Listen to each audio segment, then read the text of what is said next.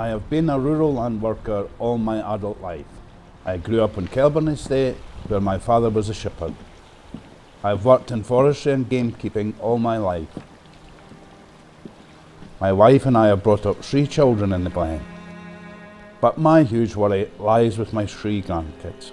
I never ever thought they might see the day when our way of life and culture would be so threatened by the actions of this Parliament. When the Scottish Parliament was built, there was hope that hard-working folk in the countryside would be represented strongly at Holyrood.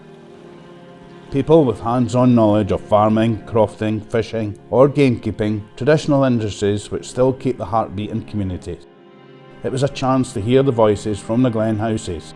Major decisions are being made daily in Edinburgh affecting people like me by people who will never live an hour with the consequences. We asked MSPs to come out and leave the political village to see fox control in action in our villages.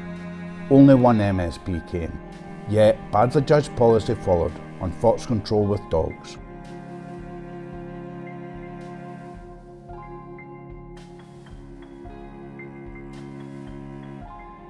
SNP told us on the way to government that they are a true rural party. They benefited from our strong support in those areas on the way up the ladder. Lots of our members as supporters too.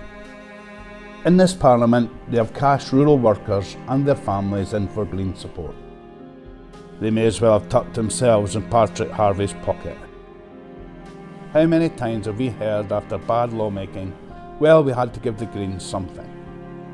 This is the Greens who got 0.3% of Scotland's vote in 2016. Well, we've been chucked under a bus too many times. We're not going to stand for it.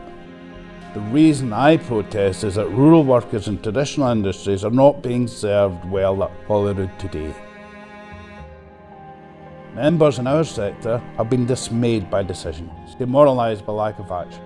It's not just us. I work alongside farmers, fishery workers every day.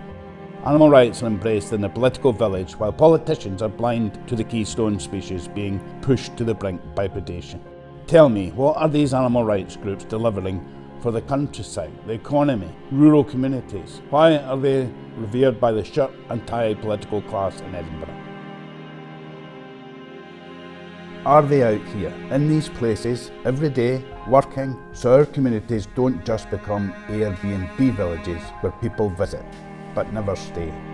I could go on, and it's not just our sector. We have filled hundreds of consultations. Ignored.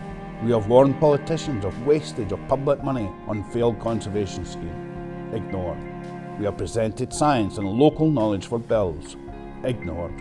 The Edinburgh Parliament prizes letters after names, not knowledge stored in weathered heads and decades of practical real-life experience. We don't just want listened to. If the politicians won't leave Edinburgh, then the power balance is wrong. There are 160,000 people living in remote rural Scotland. There are over 3.6 million in cities. Who is having the casting say over how our lives are run? It is sad that it takes protests to make people recognise the thousands of hours of free conservation work gamekeepers, farmers and crofters devote every year. Imagine the millions the taxpayer would be forking out a year to manage the million deer our members have managed. Imagine the damage to the crops and food production if our members were not out at all hours managing pigeons, crows and foxes.